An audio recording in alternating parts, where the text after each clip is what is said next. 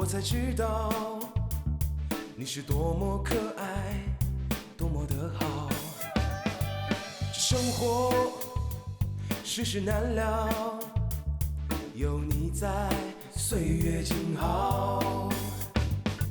山盟的海誓不那么重要，我们在一起，慢慢的变老。漫漫的长路，有泪也有欢笑。嘿，哈利，你是我的骄傲。你们叫我孙老倔，其实我不倔，我不过就是稍微认真一些。别人怎么看你，和你毫无关系。不想要的东西再好也是垃圾。岁月静好，山盟的海誓不那么重要。我们在一起，慢慢的变老。漫漫的人生，有泪也有欢笑。嘿，哈利，你是我的骄傲，我的骄傲。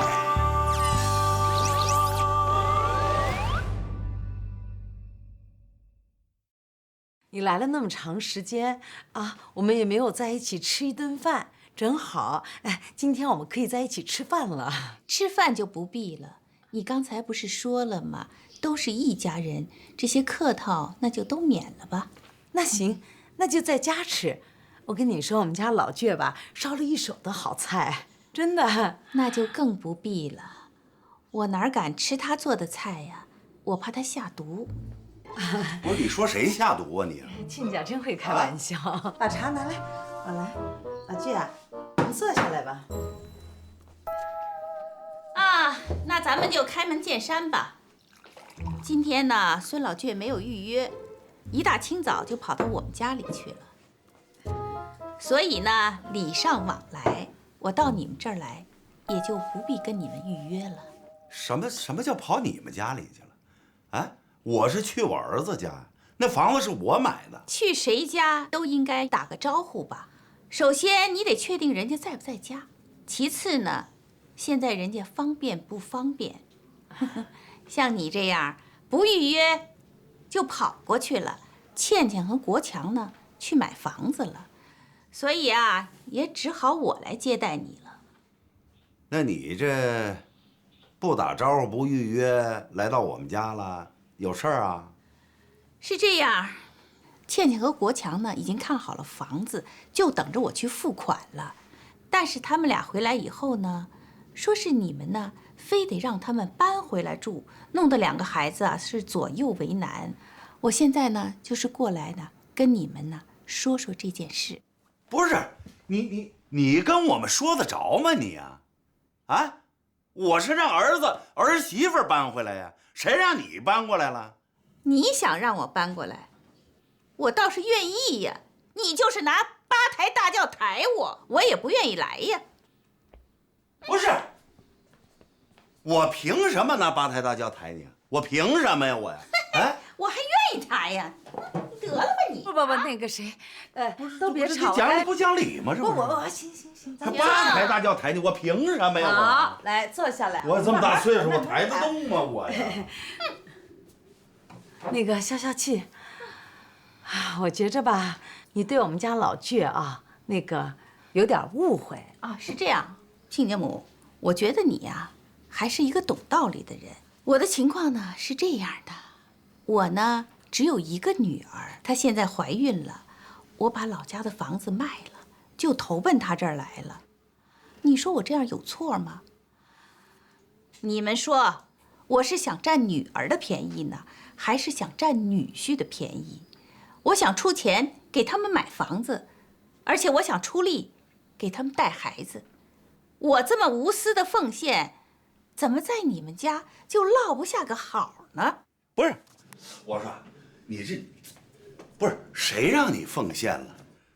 这奉献也得看人需要不需要吧，对不对？人家需要那叫奉献，你不需要那不成负担了吗？啊，你看我们家有钱有房，我儿媳妇要生了有人伺候，对不对？你还来奉献了，这不是多余吗？哟呵，我还真没看出来呀。人家都说你没文化，我觉得你说话还挺来劲的。你怎么着吧，我已经来了，你是不是还打算把我撵回去啊？我告诉你，我金丽红这辈子还从来没被别人欺负过。你要是不撵我，我哪天一高兴，我可能还就走了。你要是撵我呀，哼，我这辈子我还就不走了。只要是2个孩子不撵我走，我就在这儿注定了。不是你什么意思你？我什么意思？不是你想怎么着？我怎么着？你想怎么着？我没想怎么着，我就说明这个问题。来，你坐下，亲家，来，消消气儿。啊，我觉着吧，老倔没想撵你走，他也没有权利撵你走，他的本意是想让2个孩子搬回来住。那你说，哎，我们院子吧也挺大的啊，房子也够住了。关键呢是倩现在怀孕了，她需要人照顾。这个事情呢，我们原来就商量过了。我听倩说你把老家的房子也给卖了，说没商量。那所以你看啊，这个想让他们搬回来在先。对吧？你买房子那在后，所以我们家老倔吧就有点想不通了，这也在情理之中。亲家，再说吧，你说你再买房子啊，买个大房子，我觉着怪浪费的，真的。虽然你长得吧挺年轻的，但是毕竟我们都是要做爷爷还有奶奶做外婆的人了。咱们那点钱吧，是辛辛苦苦攒下来的，咱们要有防老钱。国强跟倩搬过来以后吧，你呢就去住那个国强他们的房子，你想他们了，你就过来，随时随地的过来看看他们。实在不行，咱们让那个国强倩带着大孙子去看您。你说这样吧，又省钱，又解决了问题，那不两全其美吗？这个呢，我不能同意。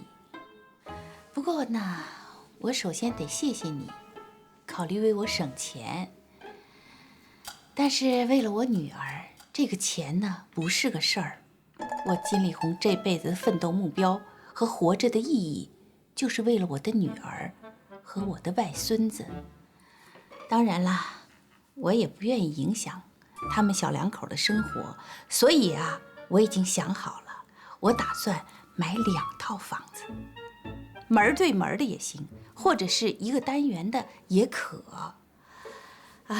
这样子呢，那个大的那一套呢，留给他们一家3口住，那个小的留给我住，这样既不影响他们2口子的生活，我又方便过去帮他们带孩子。但是呢，我不希望他们搬回到你们这儿来住，因为我过来就不方便了，走亲戚嘛，也得笑脸相迎，笑脸相送才行。如果我过来每次都得看着别人的脸色，这事儿我不干。我也不想每次到你那儿看我孙子的时候，我在看你的脸子，是不是？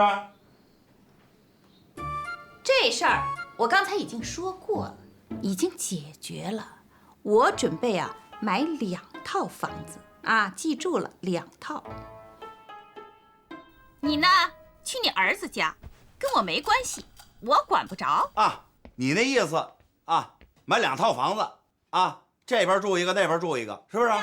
那我看我儿子，我怎么办我去看我儿子，你在那儿来回出没我看我孙子，我孙子在你那儿，那也不方便呢，那怎么办那你可以打电话预约呀，只要你打个电话，我保证不露面，我还不愿意看见你呢。我看我自己孙子，我还得预约预约那是最起码的礼貌。像你今天早晨没预约，就是摁人家门铃，那叫没礼貌，你懂吗？那好，我告诉你这孩子生下来，我孙子生下来必须住我这儿，到时候你来看他，你必须得预约你得打电话跟我预约，我也不露面，我不接待你。哟，哪那么些必须哪有必须的事儿不是怎么着你你怎么着？怎么着？你怎么着？我说校长都你这样呦呵，校长怎么着了？啊校长怎么着？一点文化都没有，什么校长还没文化还教学生呢？工人阶级我工人阶级怎么了？我工人阶级硬骨头。毛主席说的。那好，我告诉你啊，这孩子生下来，老婆，来。啊，太大了，我吃不下。走，还是太大了。这还不简单？哟，你都啃成这样，你都苹果核了都给我吃啊？这还有啊？哎呀，我不吃狗剩的，哎呀，那你到底想吃什么呀？我想吃海鲜。哎，你早说呀！吃海鲜还不简单？走，我带你去。走。好了。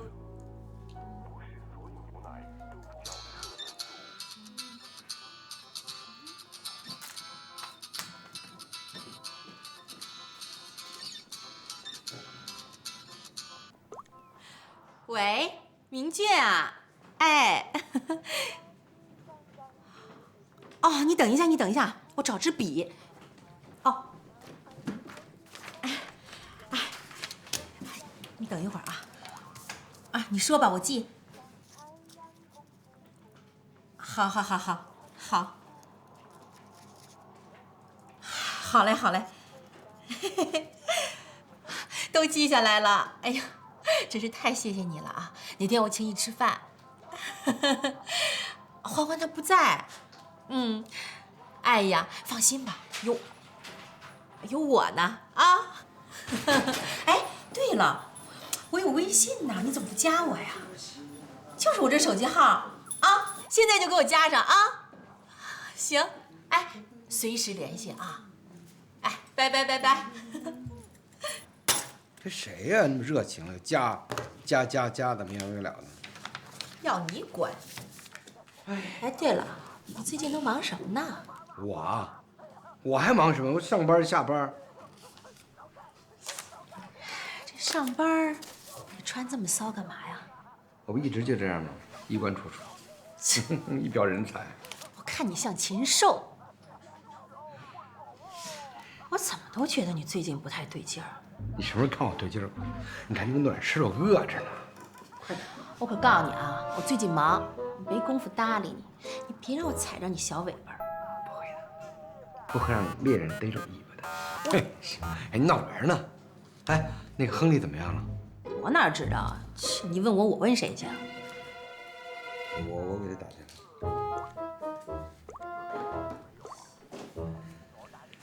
欢欢，我爸比呀，怎么样？你的亨利？什么时候出院啊？好嘞，那就好。哎，你这2天有空回来一趟，我跟你聊一聊啊。好嘞，再见。好嘞，乖女儿啊，哎，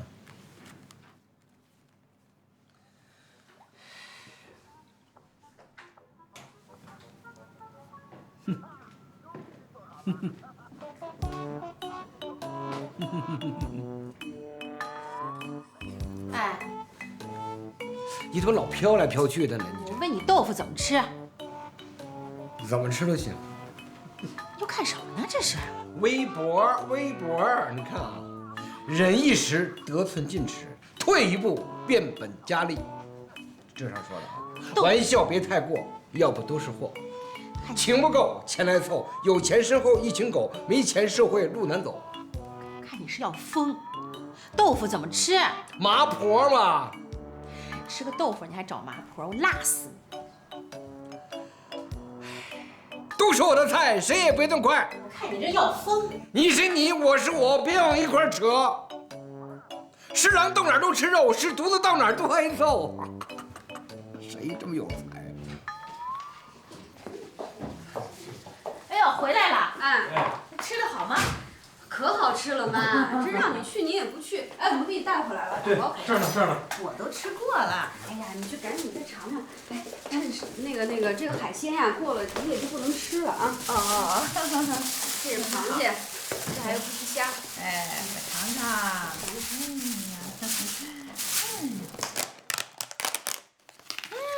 太鲜了。鲜吧？哎，国强，国强，来，你先出来，我有个事儿啊，跟你们说说。哦，呀，太香了啊！是这样啊，明天早晨咱们吃完早饭以后呢，就去看房。如果好的话呢，咱们就买了。啊？还买啊？妈，这事儿你觉得用不用跟我公婆先商量一下？商量过了商量过了啊？什么时候商量的？今天下午啊。他们同意了？他们也没同意，但是呢，也没有提出强有力反对的理由。再说了，这不是我买房吗？谁反对也没用啊。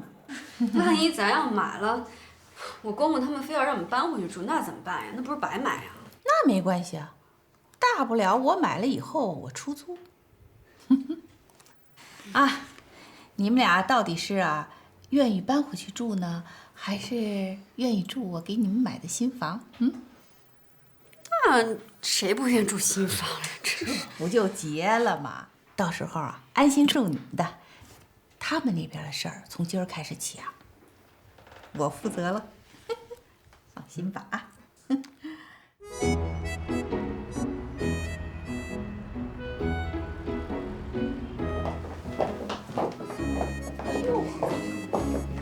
就这些吗？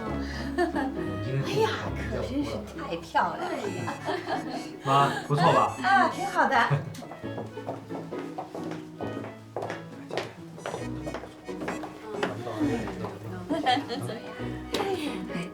怎么样吧？觉得还行吧？你们俩的眼光不错。您看的这个户型可是我们这儿面积最大的，32厅，128平米。那一室一厅的呢？一室一厅就在这一户的对面，楼上还有个样板间，要不到3位去看看？啊，看看吧。晚点。哎，好。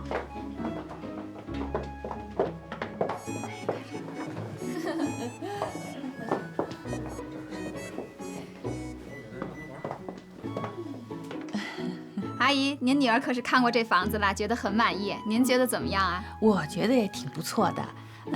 空间虽然小了一点，但是呢，格局非常合理。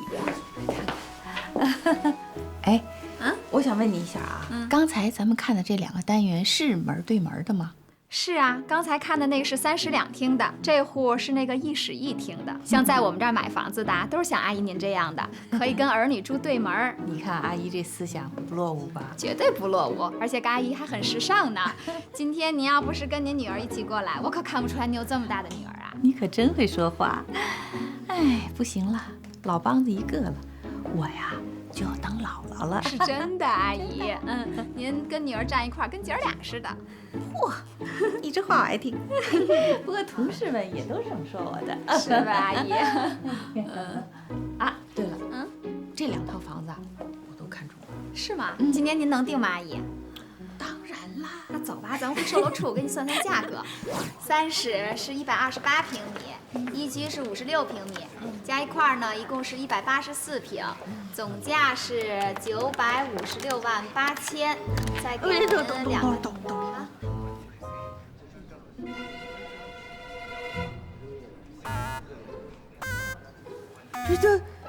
这多少钱？总价你说这多少钱？956万8千呀，阿姨。在这基础上还有2个点的优惠呢。900多万呢！我的，这多少钱一平啊？咱们这房子5万2一平米，位置非常好啊。您看的可是3环外4环里边的房子，同等次的，咱们价格还算便宜的呢，阿姨。你怎么没告诉我多少钱一平？你这太贵了吧？你这是。都这个钱。妈，我跟倩倩都看过别的房子了，在这个位置，这房子大概都是5、6万一平。就是。是这样啊，我呀，我打算呢，回家再跟他们俩商量商量，再跟家里人商量商量，我们再做决定啊，好吧？就这样。好吧，那您可得尽快呀，阿姨，因为我们房子可卖得特别快。知道啦。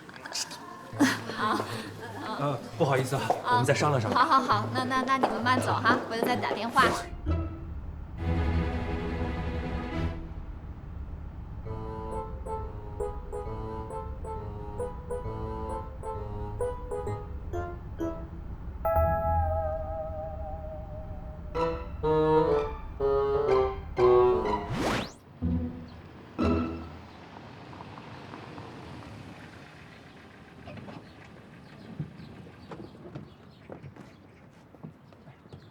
妈，慢点。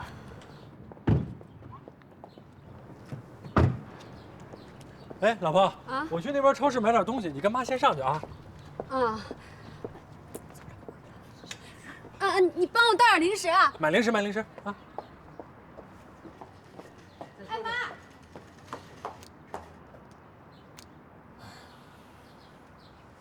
我说你买房子，你怎么也不问问价钱呢？真是的啊！我问过了，都5、6万，这还是便宜的呢，还有10几万的呢。那你应该早点告诉我呀！我以为您知道呢，当初是您张罗要买房子的，我还以为钱在您这儿不是事儿呢。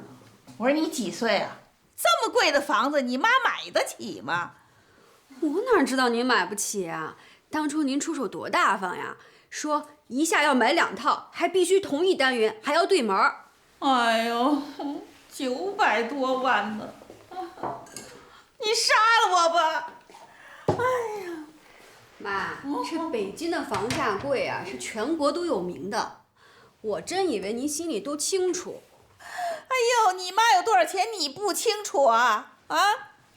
我卖了家里的老房子啊，加上我那点积蓄，全都凑起来才90多万。哎呦，这900多万，我差哪儿去了？我买个厕所我都买不起呀！妈，搞了半天您才90多万呀，我还以为您多有钱呢。哎呀，我当时心里还嘀咕呢。哎呦，我妈这2年呀，这灰色收入真没少拿。灰色收入？我哪有什么灰色收入啊？一个小学校长能没有灰色收入？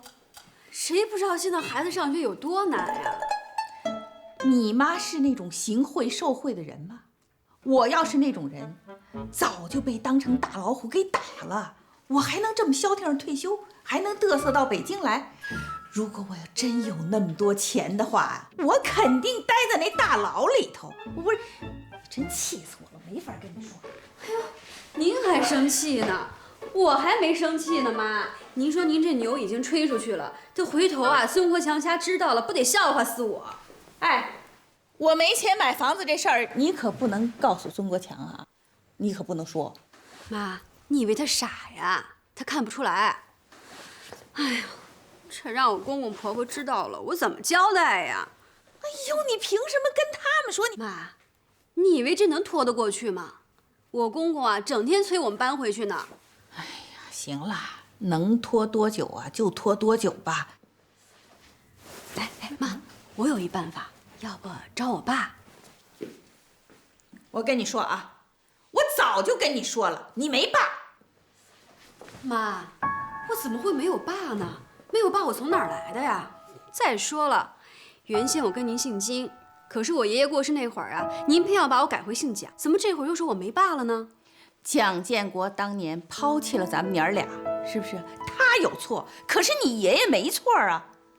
哎呀，蒋建国后来还有结婚了，他没生孩子，那是上天对他的报应。你爷爷就你这么一个孙女儿，他临死之前拉着我的手，他让我给你改姓，你说我能不答应吗？毕竟啊，你身上流的那还是老蒋家的血呢。对呀，既然我身上流的是老蒋家的血，那蒋建国他就是我爸。那不一样，反正我活着一天，我就不能让他来找你，来认你，你知道吗？也不可能舔着脸子的跟他要钱。一宿没睡吧？哎呀，这个金校长，气死我这一闭眼睛就是他那耀武扬威的德行，真是烦死人了。他怪不得靳校长啊，是你儿子还有你儿媳妇想住新房子，人家想单过，不想跟我们瞎掺和。那就是不孝顺。跟你住就是孝顺啊，不跟你住就是不孝顺。不是，这两个孩子够懂事的了，你就知足吧。哟，我爸我妈在院里聊上了啊？哟，怎么了吧？膀子不舒服，我给你按按。来来啊！不用。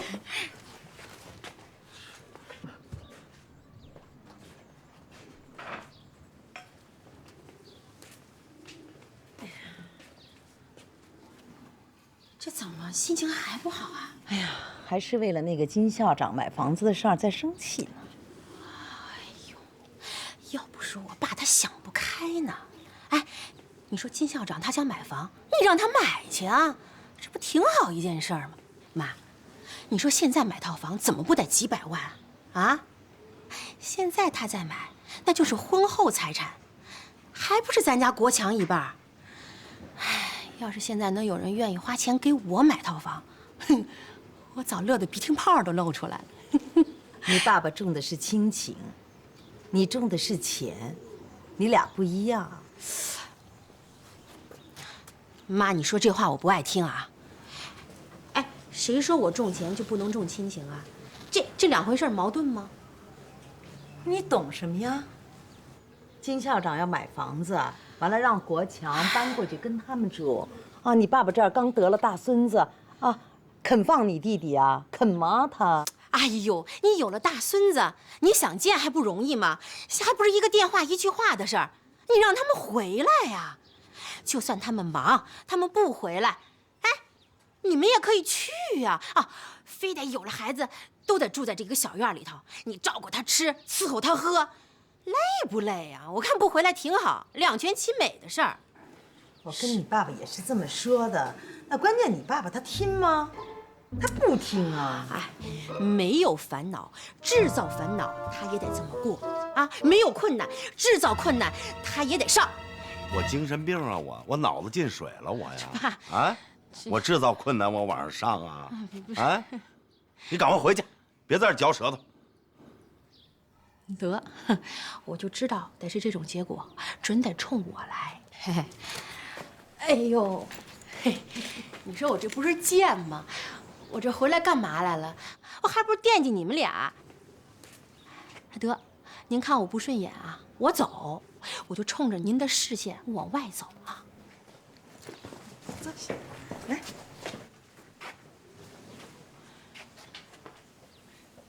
哎呀。老曲，我觉着鸿雁说的挺有道理的。这世界上啊，没有别人给你制造矛盾，都是自己寻来的。我说老伴儿，你哪伙的你不成了墙头草了吗？顺着他说呢。听人劝，吃饱饭啊。金校长那房子的事儿，老曲真的算了。我怕你着急上火又生病。听劝，啊！哎呀，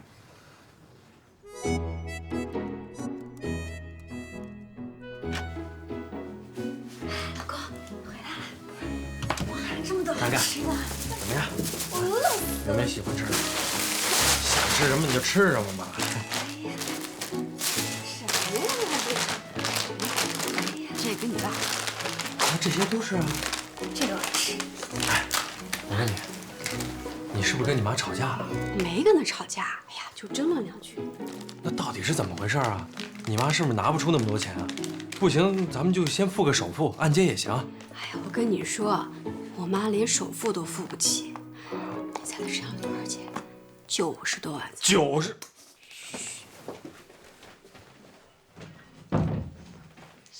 90万。对呀。那他怎么那么大口气啊？啊？哦，这张口就买2套，还门对门。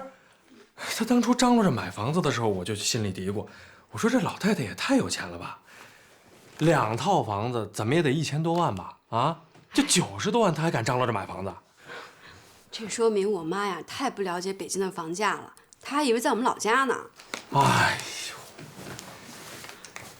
哎，我跟你说啊，这事儿啊，你就装作不知道就行了啊。我妈还特别嘱咐我说，不要让我告诉你呢。哎，那我爸我妈那边怎么办？咱们买不了房子，可就得搬回去住了。哎呀，你就先说我们在看着呢，没看好呢还。那要一辈子都没看好，那还一辈子不搬了，能拖多长时间啊？哎呀，能拖几天算几天呗，过了这几天再说啊。哎，这个好吃，你尝一个。忙起来了，小市民配合你啊！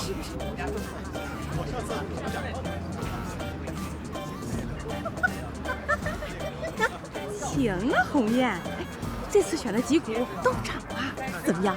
我都赚回来了。你倒赚回来了，我还亏着呢。你跟着我买不就行了？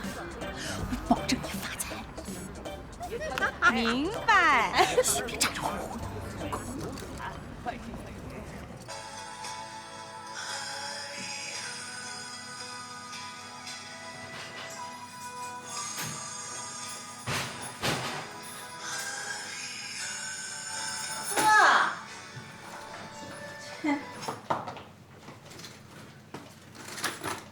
我说，今儿太阳打西边出来的。哈，我姑娘这有闲工夫在家里待着，您今天心情这好啊？您别说您了好吗？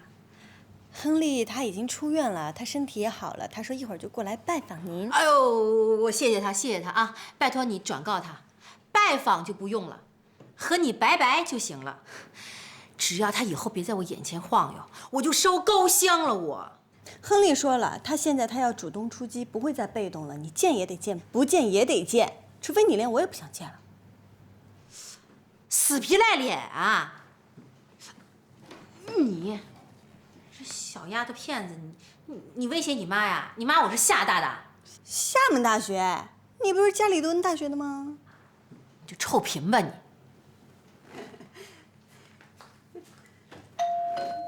哎，来啦！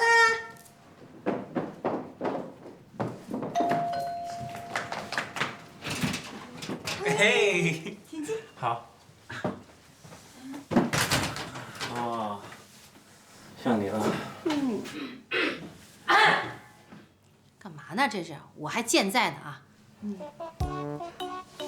你好，阿姨。阿姨你好。不太好，凑合吧。阿姨，这是我送给你的礼物。哎，千万别，你怎么拿来的，怎么拿回去吧。我们中国啊有句老话，拿人家的手短，吃人家嘴短。我看这有点像糖衣炮弹呢。哦，怎么那么没礼貌呢？孔子曰：“有朋自远方来，不亦乐乎？”不要给咱们中国人丢脸啊！嘿，你教育上你妈了是吧？啊？哎，我还不明白了。我就算丢脸，我丢的是我自己的脸，我怎么还丢上中国人的脸了？是，哎呀，得，毕竟我们是礼仪之邦嘛，对吧？好，东西放下吧，放下吧啊！好。哎呀，我收下了，这个糖衣我留下了，炮弹一会儿你拿走啊。你坐吧，坐来。好，谢谢。小伙子，那我也给你沏点茶吧。你看，您是喝点红茶、绿茶、铁观音啊，还是乌龙普洱、茉莉花？他喝这个。好，我喝这个。我就知道驴唇不对马嘴嘛。亨利啊，你的身体无恙了吧？不一样。就是，哎，看，这文化差异一下就显现出来了。我觉得挺可爱的呀。可爱个屁！无恙就是问你身体是不是已经康复了？哦，好多了。你看，我现在就是很……哎，停！打住啊！坐下吧，坐下，别再抻着。亨利先生，我知道啊，你们外国人都很直接的。阿姨我呢，也是个不喜欢拐弯抹角，很爽快的人。太爽快了。那很棒，很棒。我不知道你那么有西方那个气质。你没看出来啊？我一直都有，我中西结合嘛。我觉得是对，就是。大柱，你们俩这合着伙的忽悠我是吧？要把我往沟里带啊？没有啊，没有啊。不是。我告诉你们，糖衣炮弹这招在我这不好使。我告诉他啊，既然你喜欢直接的，那我直接跟你说吧，我爱欢欢。以前我不敢确定，但是受了伤的时候，我脑子里只能想到保护她，所以现在我决定了，我爱她，想娶她。什么？你结婚？亨利，我跟你说，你死了这条心吧，不可能。哎，我明确的告诉你，我看好陈明俊了。哎，你是个外国人，就算你再优秀，我也不可能答应的。我就是认为他跟陈明俊有共同语言，你呀，你就自行了断吧你。了断，这个什么意思？哎呦，了断就是 over， 你们俩已经 over 结束。好，你都说了，我能理解。但是最关键的你还没说呢，就是欢欢喜欢谁？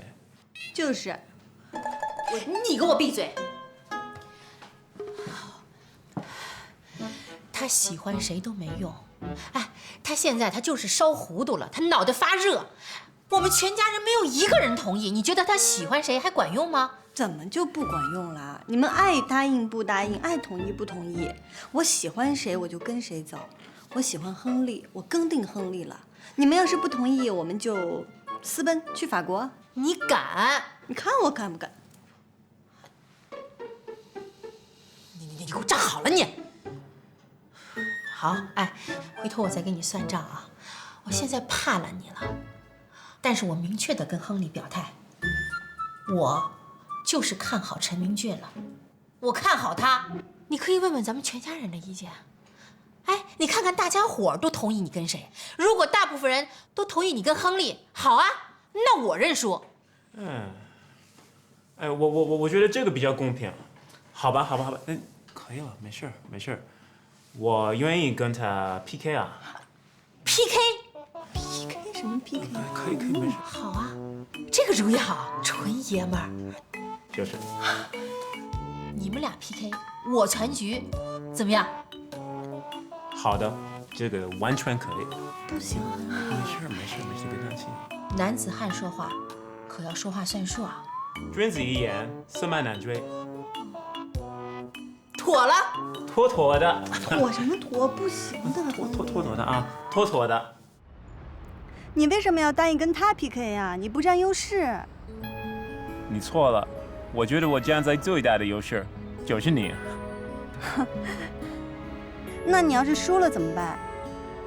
我不会输给他，你觉得会输给他吗？我当然觉得不会啊，可是我家里人肯定觉得会啊。我不觉得你的家人那么没有眼光吧？可是我是一个外国人，他们可能不会接受我。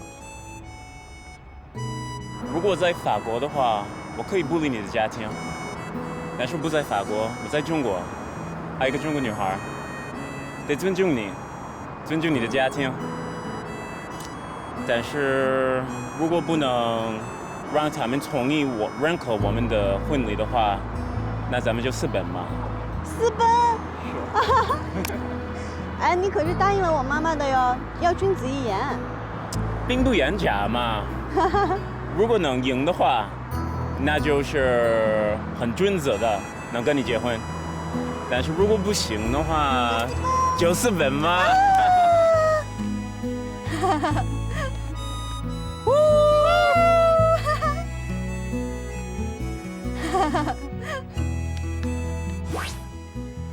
PK？ 对，跟那批，把它 K 掉。那我怎么把它 K 掉？我是这么想的啊，我把我们全家人都召集在一块儿，你们两个各自说自己的优势啊，然后让大家一块儿投票，谁票数多谁就赢啊，谁赢我们就选谁啊。那我赢了他吗？你怎么就赢不了他呀？你必须赢得了他，你肯定赢得了他，你有优势啊。我哪有优势啊？你听我跟你说啊，首先，你是一中国人，他是一外国人。我爸那个人，我们全家都还是比较保守的，谁愿意自己姑娘嫁给外国人呀？更何况还是一个黑人朋友。第二，你看，多帅呀！啊，你从外形上就已经把他打败了。啊。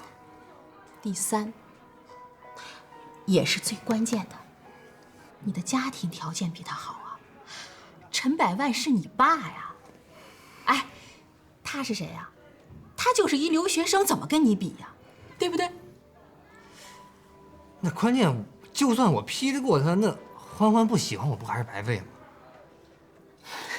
他喜欢谁，不喜欢谁，那是可以改变的。再说了，我们全家人都不同意他跟亨利在一块儿，他们俩就必须得吹。等把亨利撵跑了，你再去追欢欢。你想想，这女孩子嘛，都喜欢让人追，对不对？何况是你这么优秀的一个男孩呢？啊，这日久还能生情呢，对不对？是啊。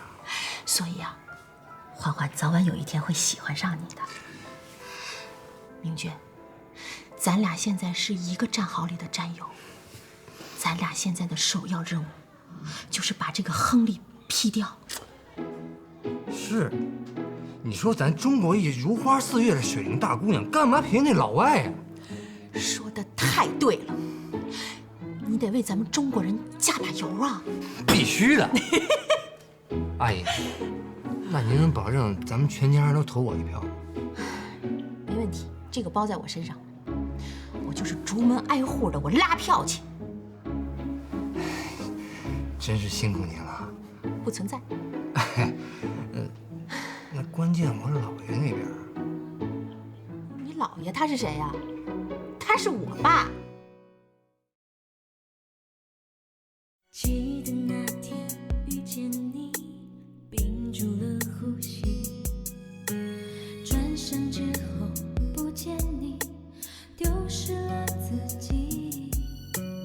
每天盼望看你的眼，魂牵梦系我的发，爱情让我忘记了距离，抛弃繁华奔向你，丢掉自由放弃潇洒，走进只有你的城堡，挽起长发学会了装傻，只为牵手我们一起慢慢变老。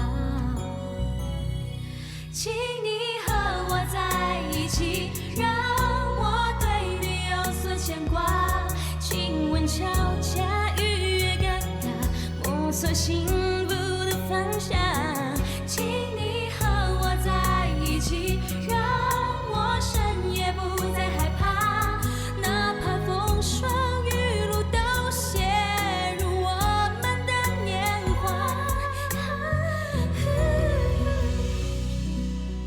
每天盼望看你的眼，魂牵梦系我的发，爱情让我忘记了距离，抛弃繁华奔向你，丢掉自由放弃潇洒，走进只有你的城堡，挽起长发学会了装傻，只为牵手我们一起慢慢变老。